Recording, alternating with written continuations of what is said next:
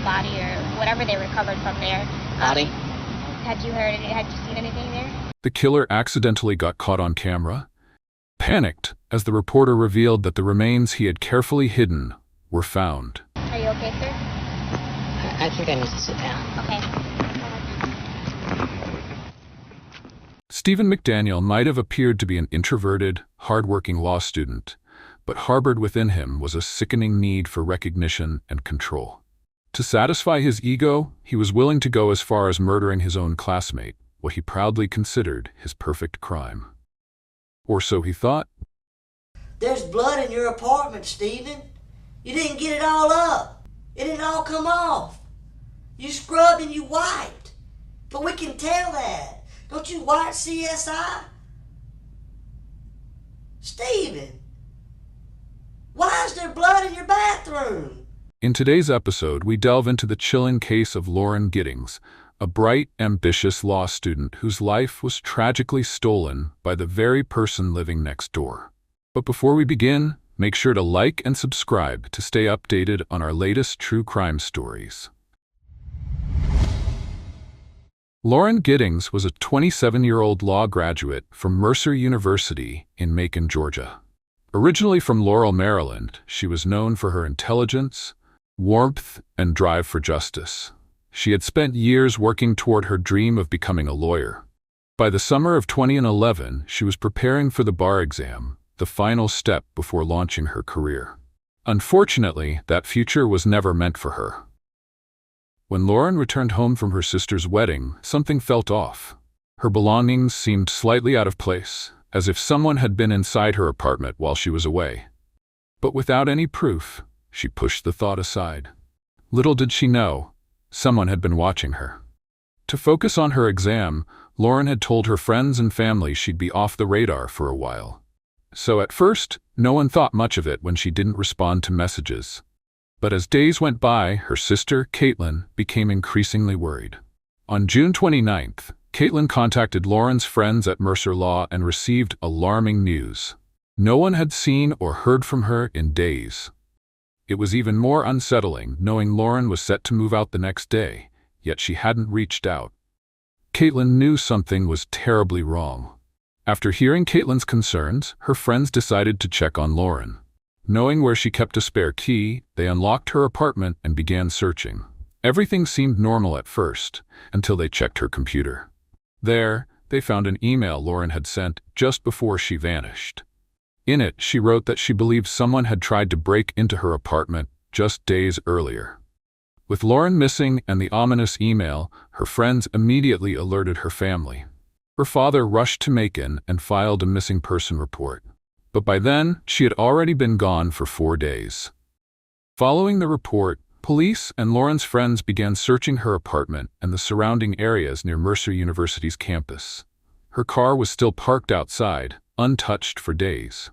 Even more chilling, her keys, ID, and other belongings were still inside. As if she had come home, locked the door behind her, and then vanished into thin air. The authorities quickly turned their attention to her neighbors and acquaintances. One of Lauren's friends, Ashley Morehouse, was among the first to alert authorities about her disappearance. When questioned by an officer, she recounted the last time she saw Lauren, a moment that now felt like a lifetime ago. She explained that they had gone out to a bar on Friday night. Afterward, Lauren had come back to her boyfriend's place to stay the night. The officer pressed further, asking if Ashley had actually seen Lauren the next morning. She had simply assumed Lauren had been there when she woke up. But in reality, she never saw or spoke to her again. 25-year-old Stephen McDaniel was also brought to the station to give his statement. He lived next door to Lauren and was her law school classmate. Having lived side by side for years, he seemed like the perfect person to ask if he had seen or heard anything that could help the investigation. When was the last time you think you seen Lauren? It was either last week or the week before that. Okay. Is there anything that you could tell me today or add to your statement that could help me locate Lauren? I can't think of anything. Because you're Lauren's next door neighbor, right? Yeah. And You told me in your statement that you've been home all week, right? All weekend? Mm-hmm. Has anybody come stay visit you while you were at home? No. You didn't have no friends over? Mm-mm. Anybody see you this weekend that you've been home? I don't know. At first, Stephen appeared calm and cooperative during the interview, but detectives grew suspicious when he refused to let them search his apartment. What made his behavior so strange was how contradictory it was. On one hand, he refused the search, which made sense for a law student who knew his rights and chose to protect himself. But on the other hand, he willingly sat through multiple police interviews, answering questions without a lawyer. If he had nothing to hide, why not fully cooperate? And if he did have something to hide, why take the risk of talking at all? This inconsistency raised red flags for investigators. You stated that you're willing to do anything to help me. If I can help, I will, but... By helping me, I've asked everyone there, and everyone in the apartment complex has agreed, except you. It's the lawyer in me, I suppose. I mean, what can I say? I just needed to know the reasoning behind you not doing it. You just are worried that I'm gonna mess with your firearms if you're standing there? No, I'm always just protective of my space. After some persuasion, officers finally searched Stephen's apartment. Though they found no evidence related to Lauren, the police couldn't ignore his increasingly strange behavior. For some reason, Stephen was under intense stress, and his body reacted instinctively. He was sweating a lot. His mouth went dry, and Stephen chugged bottles of water like his life depended on it. As police continued searching the neighboring apartments, Stephen stood close to an active investigation, appeared anxious. Maybe he had nothing better to do. Or maybe he wanted to keep an eye on what the officers were finding. Later, Stephen claimed that police told him he couldn't stay in his apartment, but also wasn't allowed to leave the area, explaining why he had to linger nearby. In the end, officers left his apartment empty-handed. But they weren't done with him yet. On July 1st, 2011, police noticed a strong, foul odor near the apartment complex. Following the scent, they made a horrifying discovery. A dismembered torso in a garbage bin just outside Lauren's apartment. DNA testing later confirmed the remains belonged to Lauren Giddings. The police got incredibly lucky. The garbage bin was supposed to be emptied earlier that day, long before investigators would have had a chance to find the remains. However, the garbage truck was running late, leading them to this damning finding. With the remains discovered, police suspected the killer might be someone living in the same complex as Lauren. Soon, Stephen McDaniel was brought in for another interrogation. I need to know about this girl right here. You know her? Yes, Who is that? Lauren Giddings. Does she live next door to you? Yes, When's the last time you seen her? 2 or 3 weeks ago. Okay. Was you friends with Lauren? Yes. Look at me when you talk to me, son. Okay? In this second interrogation, everything changed. Stephen was no longer relaxed and refused to cooperate. His body language was tense, his answers short, revealing little to no useful information. When the police's suspicion fully landed on him, his confidence seemed to crumble. Especially considering that just a few hours earlier, during an interview with a reporter, the moment he learned that Lauren's remains had been found, Stephen immediately had a mental breakdown. The body or whatever they recovered from there. Body? Had you seen anything there? Are you okay, sir? I think I need to sit down. Okay. Stephen looked shocked, struggling to process the news. He walked away, then sank to the ground in apparent disbelief. The revelation clearly rattled him. At first glance, his reaction might seem like genuine grief, the way a friend would respond upon realizing the person they had hoped to find alive was actually dead. But a closer look reveals something far more sinister. This isn't just a friend reacting to a tragic discovery. This is the moment a killer realizes the body he thought was well hidden has been found far sooner than expected. In an instant, his carefully crafted plan begins to crumble. And the worst part? It's all caught on camera. Coming back to the interrogation, the detective began to notice the distinct shift in Stephen's behavior. During his first interview, when he refused to allow a search of his apartment, Stephen didn't seem nervous at all. In fact, he gave a long-winded explanation and openly discussed the firearms he owned, using animated hand gestures as if he believed he could talk his way out of suspicion. A sudden change in a suspect's behavior during interrogation is a major red flag for deception. It doesn't necessarily mean they're guilty, but there's always a reason behind it, and the detectives were determined to find out what it is. And you've lived next to Lauren for a long time? Yes. Okay. Do you know where she's at tonight? No. No. Have you ever seen her with that dress on? No. You have no idea where she's at? No. I need to know where Lauren's at. I don't know. Stephen deliberately kept his answers short, only yes, no, and I don't know. His behavior was now completely different from before. Just 6 hours earlier, in an interview about Lauren's disappearance, he had confidently told a reporter she might have been snatched, offering a lengthy response. During the interrogation, he intentionally gave out dead-end answers for knowing that the less he said, the safer he was. Giving too much information could backfire and possibly incriminate him. Stephen likely believed police had no solid evidence against him, and by appearing cooperative, he thought he could walk free. But detectives weren't fooled. They knew that when a suspect gives brief, guarded answers, it often means they have something to hide. We don't know where she is. I mean, the only thing we can think is that maybe she went out running and someone snatched her. You got your ass on that fucking news and stood out there and gave a media report that her mother saw about her missing daughter. And you want me to sit there and tell them that you don't know? Is that what you want me to tell them? Because you're all over the news. You sure stood out there and ran your mouth to the news media. But now you're going to get out here and you don't fucking know. You know. You're just a sorry piece of shit that don't give a fuck. While Stephen McDaniel refused to talk, police also questioned Lauren's boyfriend, David Vandiver. Given their on and off long-distance relationship, he was also a person of interest in the investigation. During the interrogation, David was visibly tense, but fully cooperative.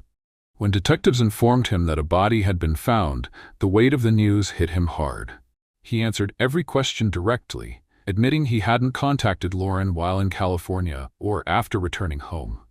He also revealed that, despite once joking about not knowing where her spare key was, he eventually discovered it on a round patio table, inside a small ceramic container. His open body language and willingness to help set him apart from Stephen, whose guarded behavior raised red flags.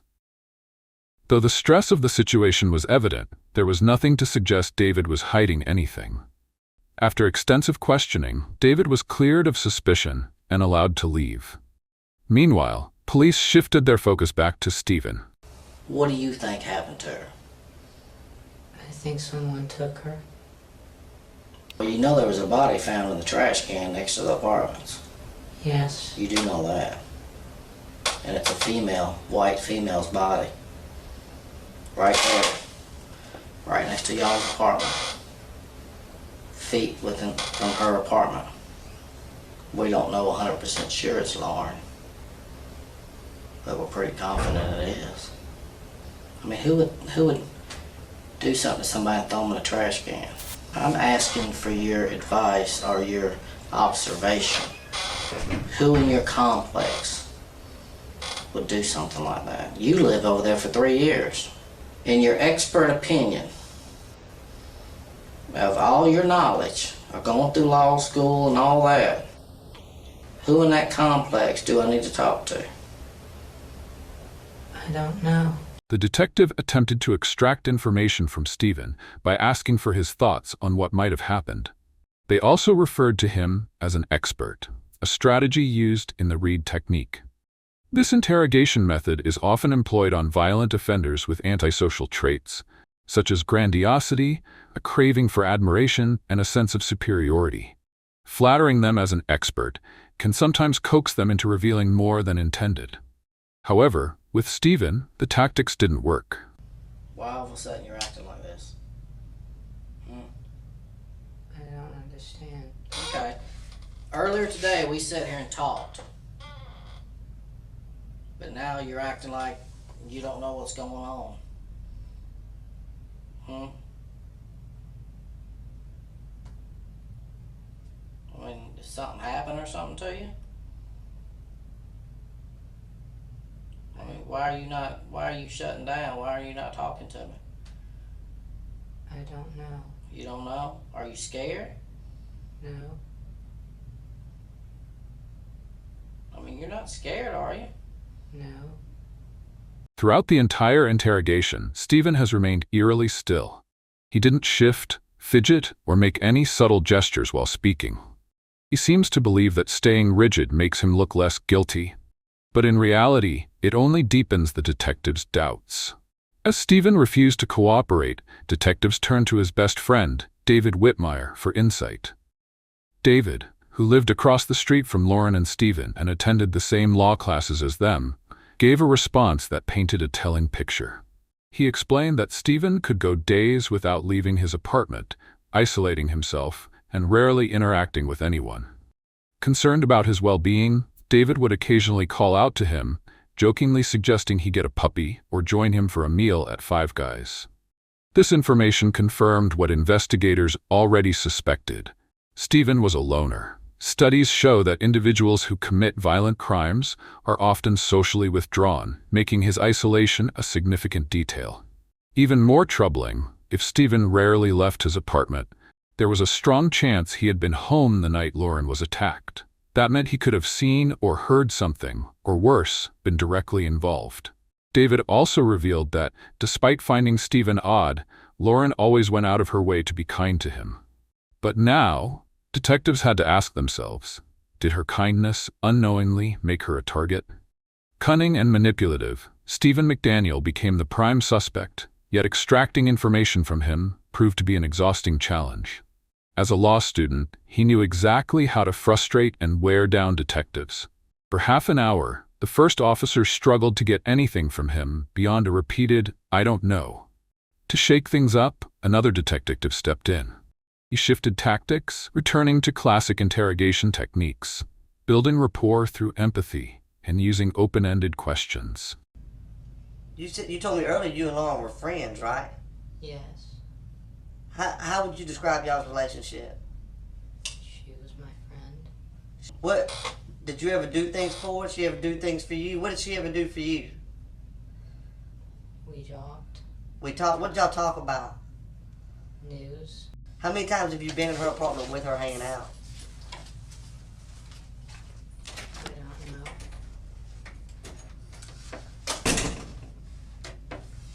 You don't know? If you had to guess, what was just, one time, two times, three times, what? Maybe two. Maybe two? See, if I had only been somewhere twice, I could remember that. If I had been there over 50 times and you asked me how many times, I'd be like, I don't know, a lot. But the fact that you've only been there twice, when I say how many times you've been there, you say you don't know, that's just odd to me. Noticing inconsistencies in Stephen's statements, the second detective leaned in, increasing the pressure to uncover more about his relationship with Lauren. You went looking for her last night. Yes. What happened to Lauren? I don't know. You like her, don't you? She's my friend. Did you ever think about having sex with her? No. You telling me you looked at a pretty girl like that and you never once thought, ever, man, she looks good. You never thought that? I don't understand. What do you mean you don't understand? So you mean to tell me you look at porn on the internet and get off to that, but You never looked at her and said, man, I wonder what it'd be like to have sex with her? Yes. You have? No. Like the first detective, the new detective also grew frustrated with Stephen's vague answers and nonchalant attitude. He tried several tactics to lure Stephen into talking, but Stephen remained indifferent and tight-lipped. To better understand Stephen and Lauren's relationship, the detective questioned a friend that knew them both. Despite Stephen's claims, the interview suggested otherwise. During the interrogation, Stephen's friend recalled an incident that Stephen had once mentioned to him. Stephen told his friend that at a gathering, Lauren had been drinking, dancing with another girl, and lost her balance. She accidentally exposed herself due to her revealing clothing. Beyond that, Stephen repeatedly asked Lauren out and often made her uncomfortable with his persistent attention. With this new lead, detectives had a possible motive. Stephen's obsession with Lauren was real. While he remained guarded in interrogation, his online activity told a different story. Under the alias Saul or Son of Liberty, Stephen frequently posted on forums discussing relationships and loneliness. His identity was confirmed not only because Saul mentioned being a law student in Macon, but also because Stephen had a habit of sending politically charged emails to his university, signed with both his real name and his online moniker. In one post, he responded to a comment with unsettling self-pity. The problem with being a social recluse with a fundamental disability to connect on a romantic level is that we want so much to find that one special person with whom we want to grow old, raise children, and spend the rest of our lives. And yet, we're incapable of going out and finding her. Continuing the interrogation with Stephen, the detective engaged in a mental battle with him until midnight. As the hours passed, the detective's patience was wearing thin, but Stephen remained unfazed. Stephen, this is hard, buddy. I know this is hard. And I can tell it's on you. You want to let it go. There's blood in your apartment, Stephen. You didn't get it all up. It didn't all come off. You scrubbed and you wiped. But we can tell that. Don't you wipe CSI? The blood police claimed to have found in Stephen's bathroom was actually false information, a lie used to pressure him into confessing. However, at this early stage of the investigation, detectives didn't know that Stephen had never brought Lauren into his room, dead or alive. This false claim only worked in Stephen's favor, allowing him to maintain his facade and keep the upper hand. Where's that little girl, Stephen? I don't know. Stephen, you know. I know you know. I don't know. Yes, you know. What are you going to say tomorrow when I say we got your hair? What are you going to say to me then? Because you know, like I go like that. Look at my hair. That's how easy it falls out. Look at all that on your head. You don't think nothing fell out? It did. We just wanted to give you an opportunity to tell it. So you didn't look like a monster at the end. Because you know what? I don't believe that you're a monster, Stephen. I believe that you're a good guy. You've been picked on. Girls didn't show you the respect that you deserved. You did something stupid. And I believe you feel bad about it. And that's why you're all freaked out right now. But I'm giving you the opportunity to get right. I'm giving you an opportunity to show everybody you're not a monster. That you feel bad about what happened. Your hair's there, man. Your hair is there. That's right, buddy. See that? Look at it. See this stuff right here, your hair? Yeah, it fell out of your head when you was moving the body, Stephen. That's right. You remember moving the body? No. Yes, you do, Stephen. At this point, Stephen might enjoy toying with the detective. Watching them grow irritated while he stays emotionless could give him a sense of control, maybe even superiority. Police were convinced of Stephen's guilt, but with little evidence, the interrogation quickly hit a dead end. Why did you hurt that girl? I didn't.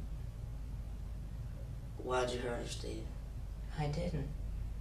You take this from me. You don't deserve to look at it. Just stay right here, okay? Okay.